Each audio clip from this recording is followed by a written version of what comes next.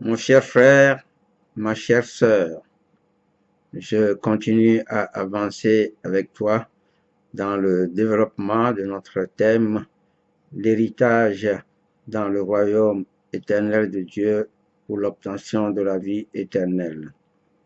Et nous avons vu hier que cet héritage n'est pas une question de religion ou une affaire d'appartenance religieuse. Presque toutes les religions ne suivent pas la solution que Dieu a définie et qui doit nous conduire avec certitude dans sa demeure sainte. Donc, ce que Jésus-Christ avait dit aux scribes et pharisiens dans le temps, il peut le dire aujourd'hui presque à tous les dirigeants religieux. Malheur à vous, scribes et pharisiens hypocrites. Parce que quoi? Vous fermez aux hommes l'entrée dans le royaume de Dieu, vous n'y entrez pas vous-même et vous empêchez ceux qui veulent entrer d'entrer. Je crois que la même, hein, la même phrase résonne très fortement aujourd'hui pour toutes nos religions. Donc, fais attention, ne t'accroche pas à une religion, sinon tu risques de perdre ce que tu recherches.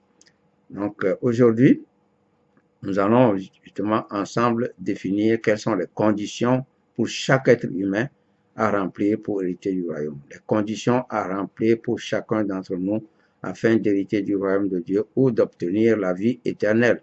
Parce que ces conditions sont claires et définies et nous allons voir dans l'ère de la grâce dans laquelle toi et moi nous vivons aujourd'hui. Dans cette ère, il y a 4 conditions et les 4 doivent être réunis ensemble. Si chaque condition est éliminatoire, comme on dit dans les examens, des notes éliminatoires. Chaque condition dans la voie, dans notre marche vers le royaume éternel de Dieu, chaque condition est éliminatoire, donc il faut les réunir toutes. Et nous allons commencer à les étudier aujourd'hui une à une. Il faut savoir que ce n'est plus par nos œuvres, pas ce que nous faisons nous-mêmes, en disant que nous vivons bien, que j'aime mon prochain, j'ai fait ceci, c'est bien. Mais il ne faut pas se baser sur ça. C'était vrai. On dit donc il y a 7 périodes de temps et nous sommes dans la 5e période. Dans toutes les périodes qui précèdent cette 5e période, c'est-à-dire depuis la chute d'Adam jusqu'à l'arrivée de Jésus-Christ, cet évangile, c'était par nos œuvres, par la manière dont nous vivons, comment nous nous conduisons. C'est ça qui nous donne la justice. Et en Deutéronome 6, 25, Moïse écrit là-bas que nous aurons la justice de Dieu en héritage si nous mettons en pratique toutes les lois qu'il nous a ordonné de suivre. Donc, ça, si on suit ces lois-là, les lois prescrites à Israël, ou bien si on vit honnêtement, très bien, correctement, jusqu'à l'arrivée de Jésus-Christ inclus, c'était valable, c'est par les œuvres, par ce que nous faisons. Mais après le travail de Christ, la mission de Christ, et qu'il a rendu disponible, l'ère de la grâce dans laquelle nous vivons maintenant, ce n'est plus par les œuvres, mais c'est par la foi.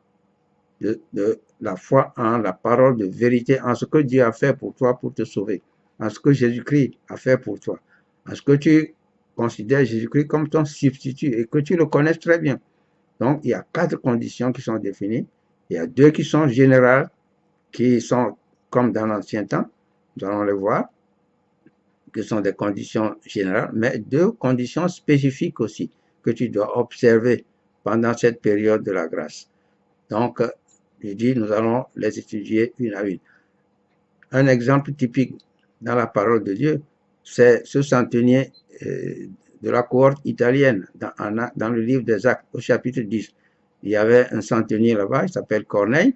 Qu'est-ce que la Bible dit de lui? Il a écrit que cet homme était pieux. Cet homme était pieux et craignait Dieu parce que avec toute sa maison, il faisait beaucoup d'aumônes au peuple et priait Dieu continuellement. Voilà ce qu'il a dit de lui. Voilà un homme, on dirait dans l'Ancien Testament, effectivement, c'est un homme saint. Mais ceci se passait quoi après la Pentecôte? Donc, cet homme, en tant que tel, n'était pas sauvé. Et Dieu a eu vraiment hmm, a pris à cœur sa marche et a envoyé un ange vers lui pour qu'il fasse venir Pierre dans sa maison, pour que Pierre lui prêche l'évangile de salut. Et c'est ça que je te prêche. C'est ça la parole de salut. Pour qu'il croie et soit sauvé. Et c'est ce qui s'est passé. Tu peux prendre le livre des Actes au chapitre 10, lis tout le chapitre et tu vas voir. Donc, c'est le cœur de Dieu pour nous aujourd'hui et c'est mon cœur pour toi aussi qui m'écoute.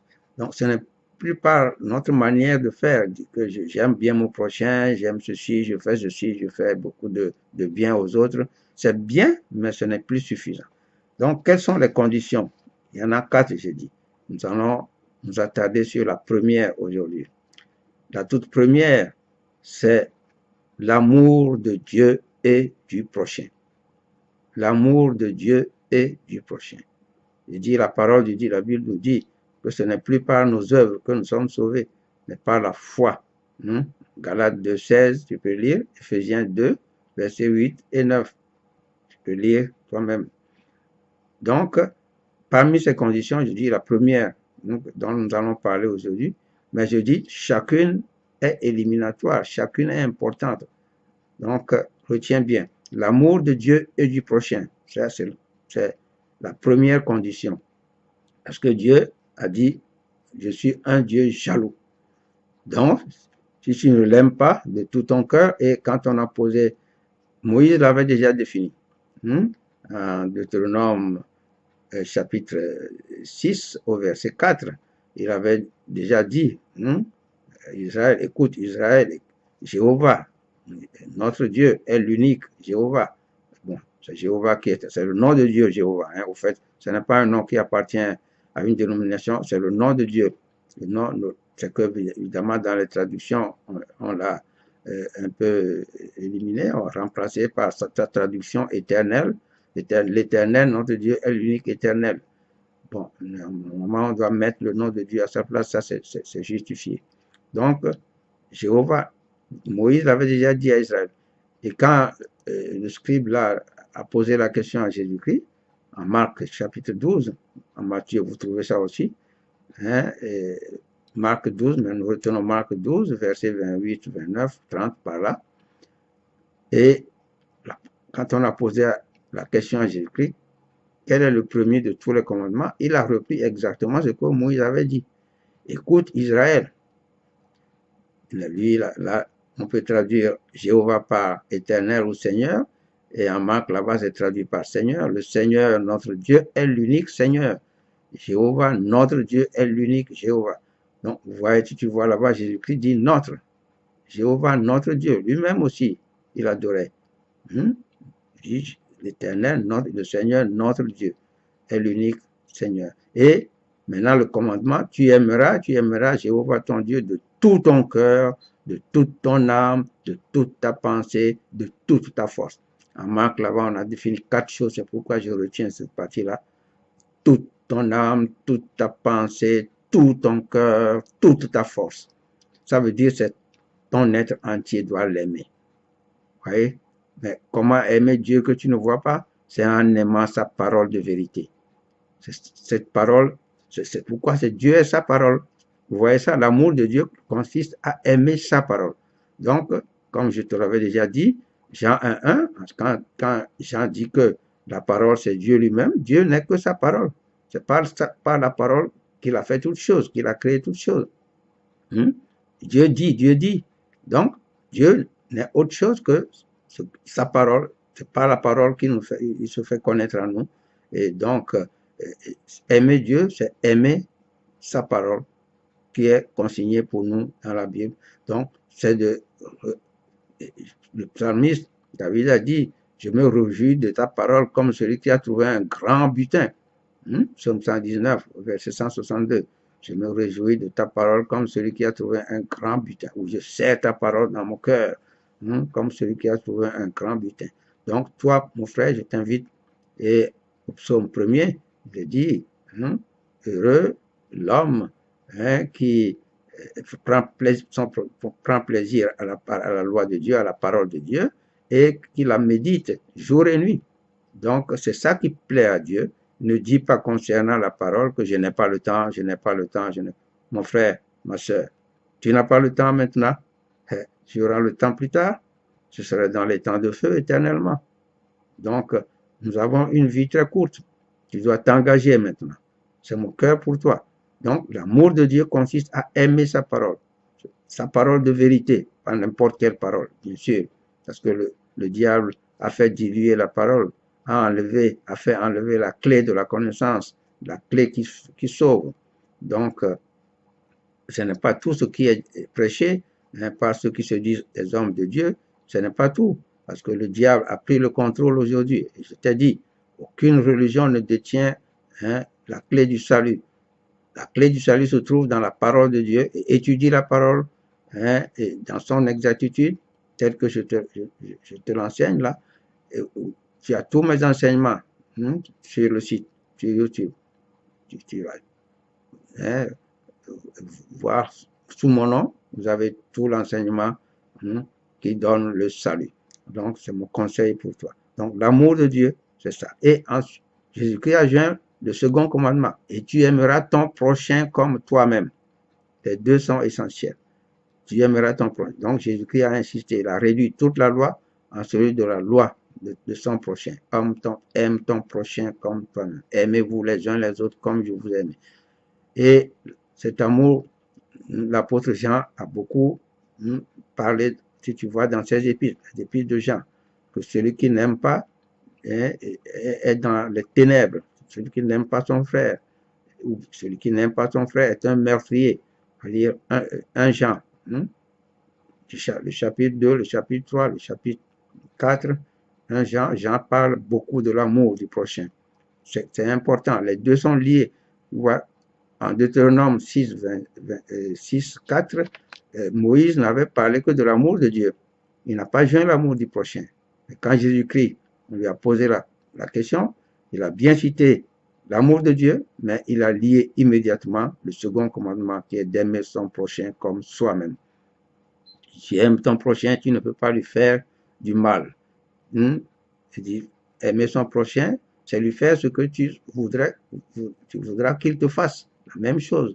Et ne pas le nuire, l'envier, le jalouser, faire tout pour le détruire. Ça, ce n'est pas l'amour du prochain. Donc, les deux sont liés, c'est important. Et c'est ça, l'amour est le grand sujet de 1 Corinthiens 13. 1 Corinthiens 13 nous définit entièrement, intégralement l'amour. C'est ce que l'amour. Donc, qui supporte tout, qui excuse tout, qui croit tout, qui espère tout, sans exception. Donc, c'est d'aimer de tout ton cœur.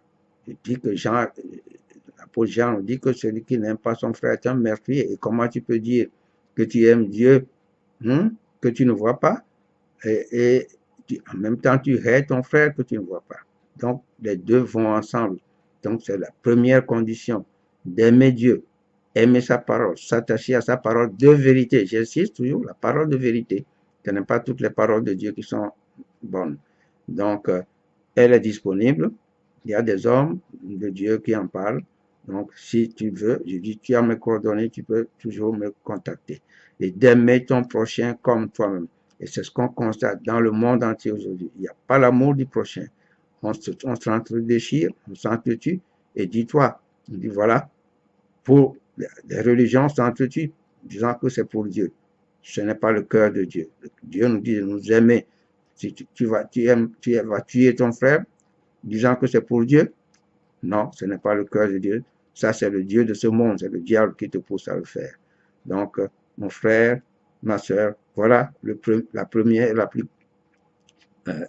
première condition, aimer Dieu, aimer son prochain. Que Dieu te bénisse et à la prochaine.